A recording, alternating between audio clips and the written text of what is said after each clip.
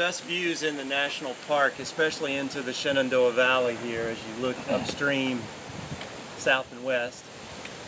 When they came out here that hot August morning, they talked about the beautiful view that they saw as well. Now, would anyone like to share what they would change in this world today? I'd like to see us all turn one color, neutral. One neutral color. Make the color line go away. That's what Du Bois was writing about in 1903. Well, they had a list of changes, and you know, we could come up with a long list if we put our heads together, and that's one thing. But the other is, how do you make the change happen? Maybe that's the harder thing to do. And the answer of the Niagara movement to the question of how to make change happen was sacrifice. And many of the speakers in 1906 spoke of sacrifice. But Du Bois may have put it best when he spoke about John Brown in one of their meetings. He said this: "What is the lesson of such a life to us? It is, of course, a lesson of sacrifice, but not, I think, as we ordinarily take it. It does not mean that each or possibly any one of us is called on to go out and die. If we could settle this problem by dying, there are plenty of us who would willingly do it. To settle it by living is a far greater and braver deed.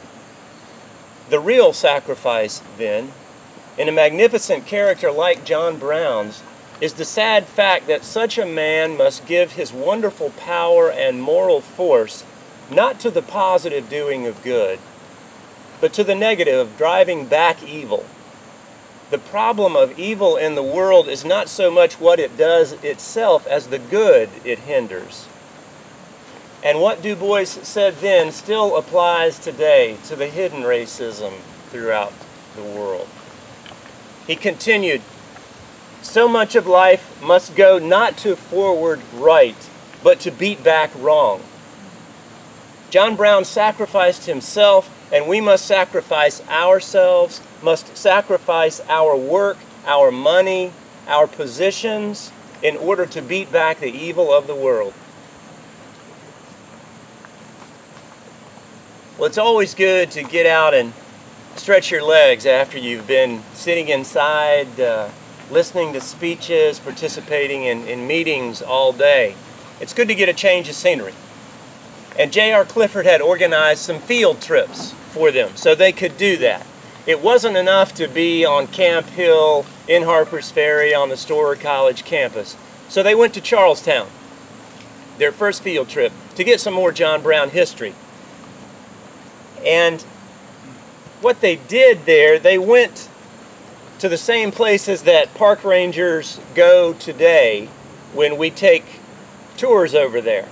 And this is from the Boston Guardian newspaper.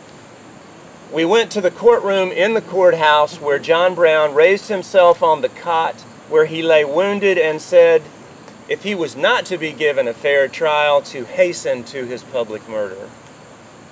We went to the jail where he lay suffering, and over the route he was carried in a one-horse wagon, all manacled and guarded, and between cannon and several ranks of Southern infantry, to the spot where he was hanged."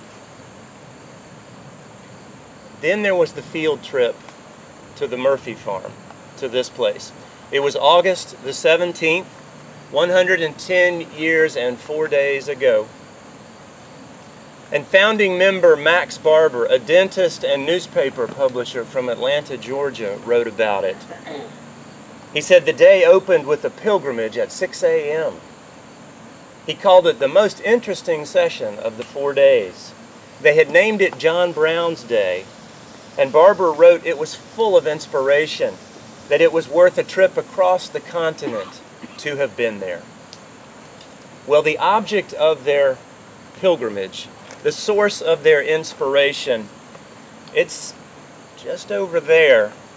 It's where a small building once stood with a very big meaning. That's the building in which John Brown made his last stand for the freedom of the slave and the honor of his country. And that's where we're going to end our little pilgrimage today. Please follow me.